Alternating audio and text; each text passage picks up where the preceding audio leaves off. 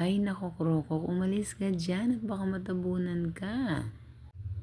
Pauwi na sana kami ng anak ko, mga suki. Kaso tumawag ang driver ng buhangin. Parating daw siya, kaya inintay ko na lang.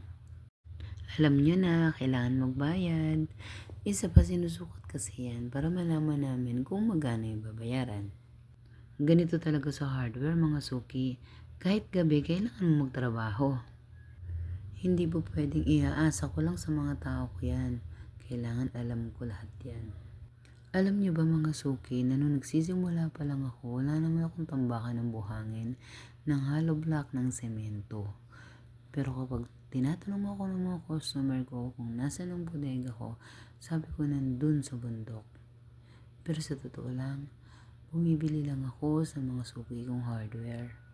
Nakikiusap ako dun sa mga hardware na matagal lang nag-ooperate kung pwede akong humango sa kanila. Mababait naman ang mga katabi kong hardware. Lahat sila ay tinulungan ako. Actually, iba-iba yung mga kinukuhaan ko ng bawat item.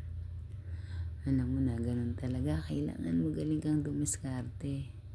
Kahit saan nga, sumasama ako sa tricycle para kumuha ng hollow block, ng semento. Alam niyo ba na dati sinasakay ko yung semento ko sa kotse ko? 5-5 lang nilalagay ko. Alam mo na, ayoko masira yung kotse, di ba? Hindi kasi pwedeng wala kang semento, hardware ka nga, di ba? Pero lahat naman ng yun ay nabibili ko ng wholesale price. Kaya naibebenta ko pa rin kung magkano yung benta ng mga kasama kong hardware. Alam mo na, mga customer mahilig mag-canvas yan. Kapag mahal ang presyo mo, hindi na yan bibili sa'yo.